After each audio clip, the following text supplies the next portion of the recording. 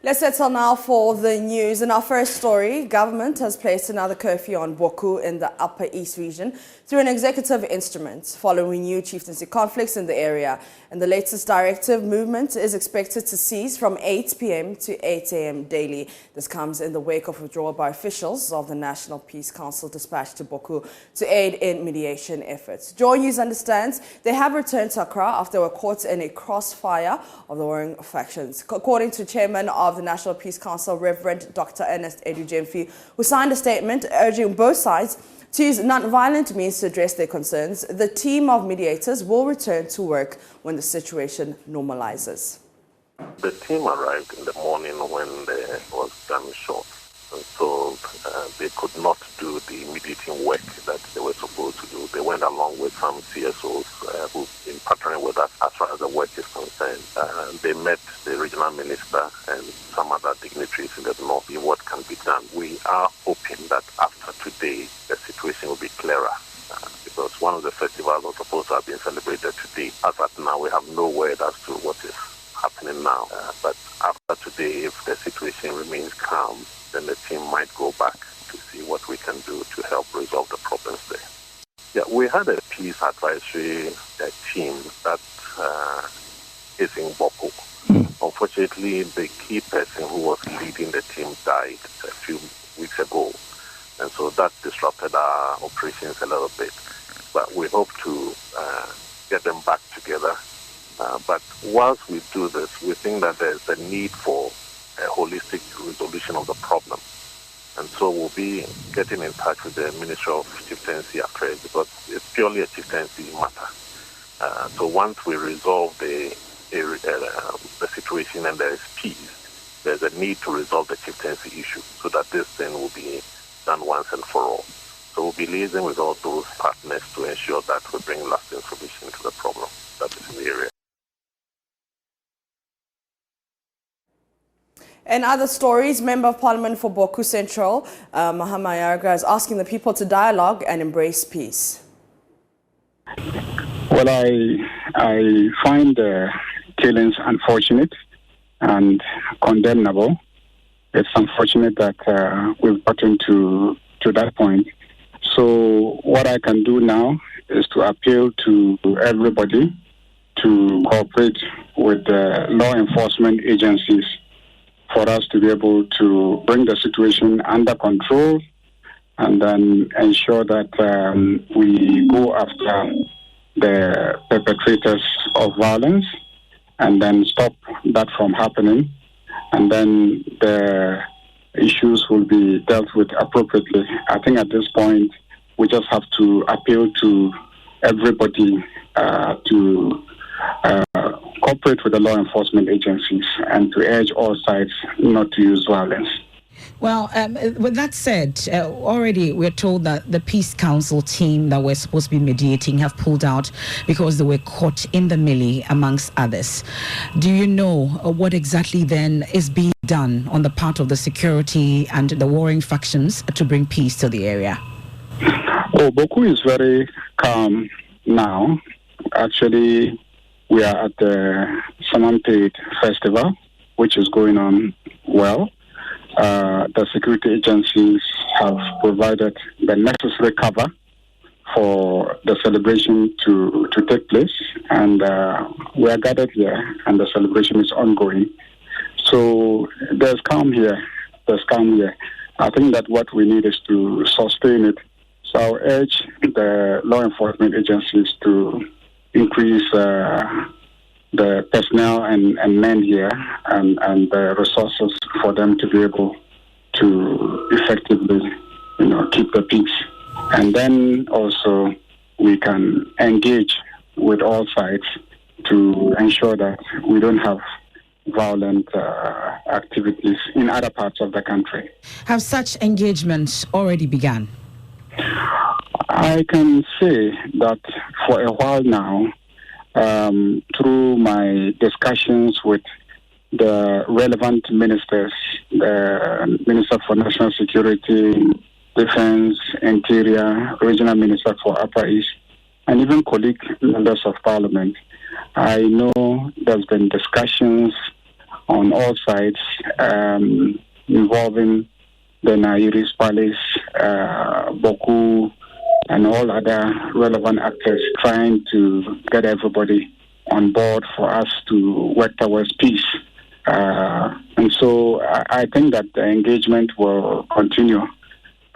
We can never be tired of working to ensure peace.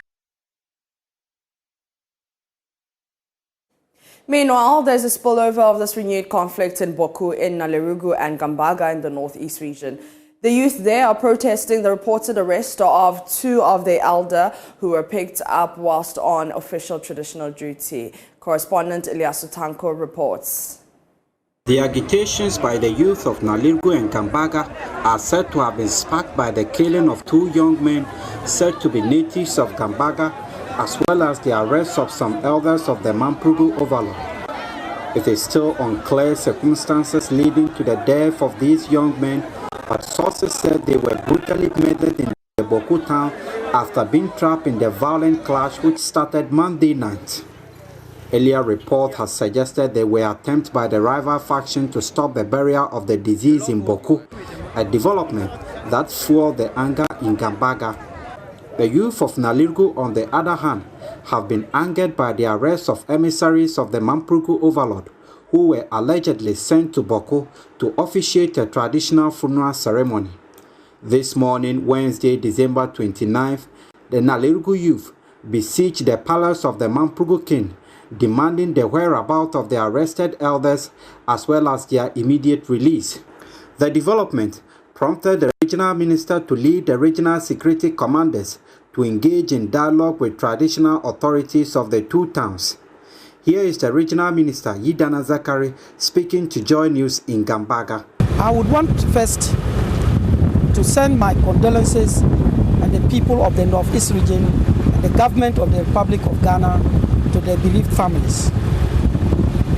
You know, it's unfortunate that they were caught up in the middle of all that happened and unfortunately lost their lives.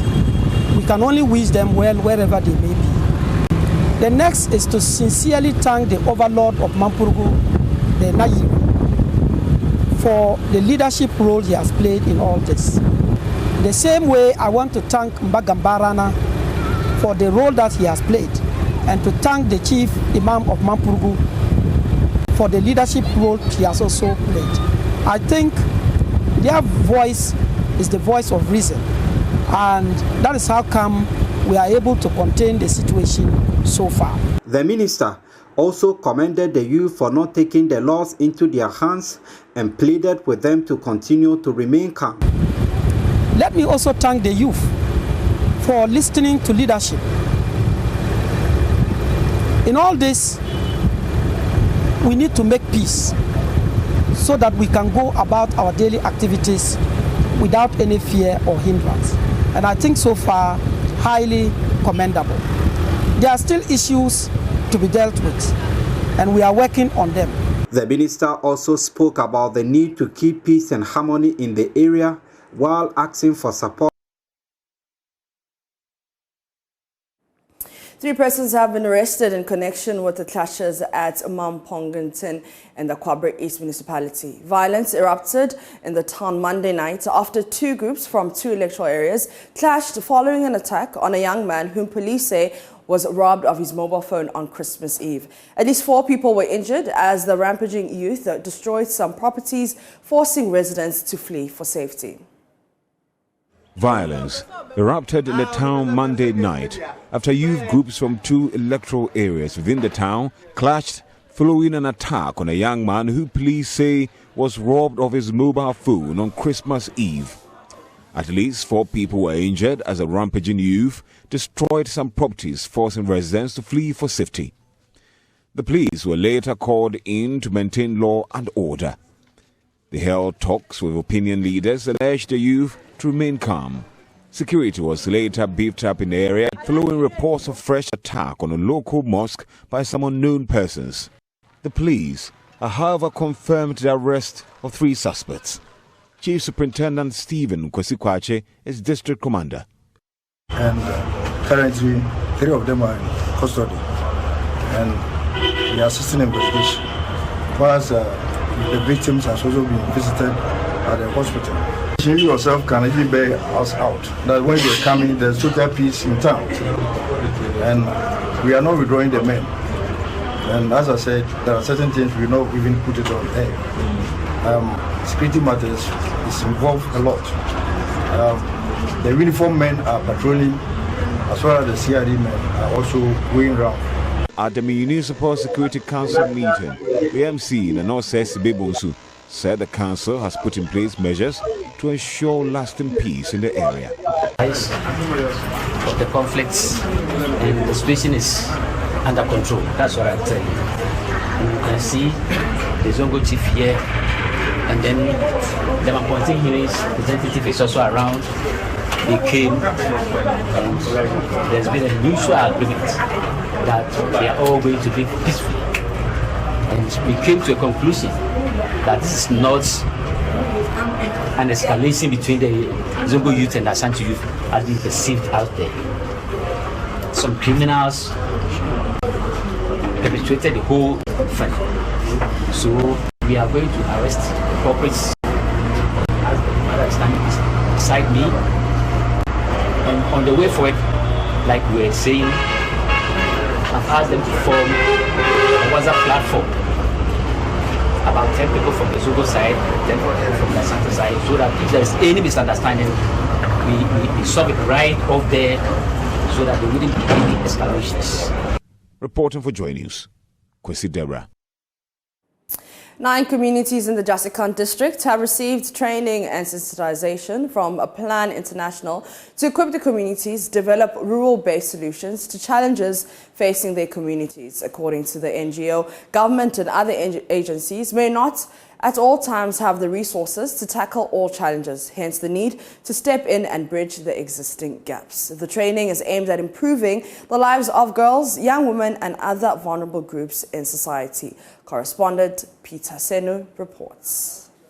Solution to problems cannot be left at the doorstep of government and the various district assemblies. This is according to Plan International, the NGO whose aim is, among other things, to empower girls, young women and women in society to have decent living conditions. The NGO has engaged 9 communities in the Jasikan district who have challenges to access to quality education, retention and progression in school. The selected communities were trained on the need to develop community-based solutions to their development challenges rather than relying on central government to fix them, which oftentimes is the case.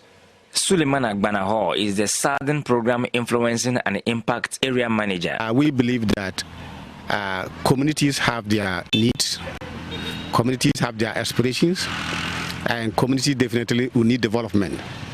And in order to ensure that you're able to support communities to able to put their development aspirations, we believe that they need to have a document that will lead them into that future so far as where they want to go. If communities also have their own development plans that is generated by themselves, they will take responsibility, own it, and be able to put into action. So Plan International Ghana is just here to support the communities to be able to come out with their own development plans and to be able to sell these development plans to the outside world, any organization that they think they can work with, and also take responsibility and ensuring that they implement some of those programs. But we know that definitely the government as well as this assembly do not have all the resources at its disposal to be able to carry out development interventions.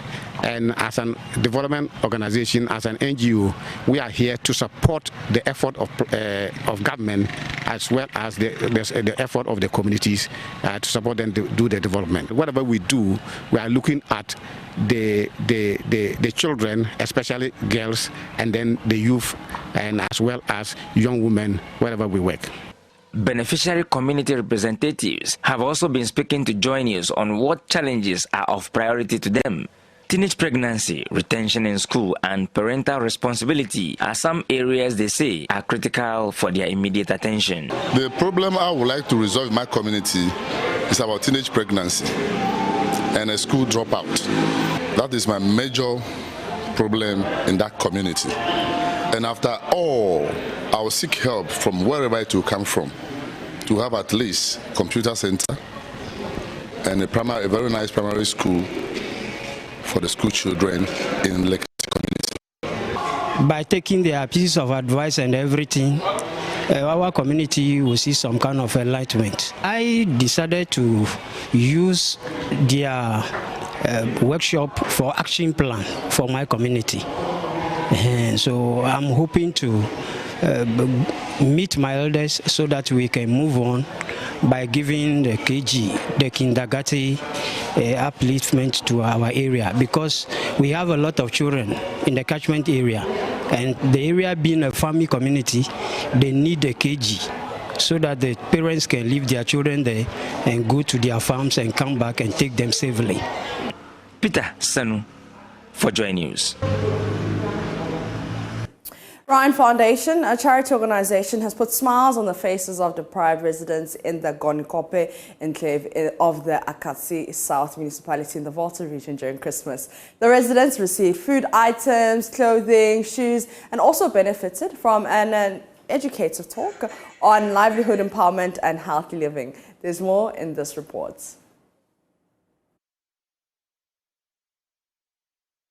Gornikope is a farming community in the Akatsi South municipality of the Volta region where residents mostly live impoverished lifestyles. The community lacks basic social amenities such as electricity, good access roads, and potable water. Realizing the economic hardship being faced by these rural dwellers, the Rayon Foundation decided to provide them with food and clothing to celebrate the Yuletide. The items were shared among more than 400 residents. Jonathan Ray Hocker is the Chief Executive Officer of Rayon Foundation. Yes, so today we are at Gornikope in the Volta region. What we seek to do here today, we know we are in Christmas season, and we just want to bless our brothers and sisters here with some clothes, food items, drinks for the kids, so that they can also have feel of the Christmas. You know, Christmas is all about birth of Christ. It's all about giving and making merry with your neighbors. So that's what brought us here today. So Rayon Foundation, we just want to say a big thank you to the people at Gornikope for receiving us, and also to those who supported us in many ways, both in cash and kind. We just want to say God bless you. The assembly member for the area thanked the foundation for remembering them during Christmas. How you came, how we receive you alone should tell you that we are ready for you. And it is something that we're hoping that every year it should be happening. Even if it can happen twice a year, we will be grateful to receive you. Because like you can see yourself, the people are happy. The people are happy. Even those who don't have, they will get something. It will shock you that maybe there are some people who might not even get rice to eat this Christmas or New Year season, this festive season. But your presence here has given some kind of hope to some people. Even the sermon you give us alone has given a lot of hope to the people over here. And I believe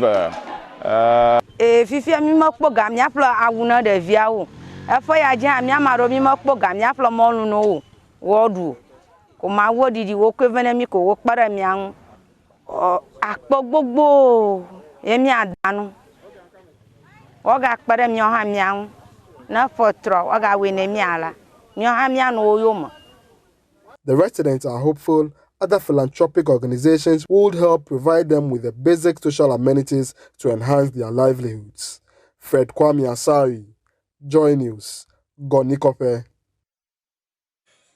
On that Christmas smile note, I'm going to take a quick breather. We'll be back with the online reviews.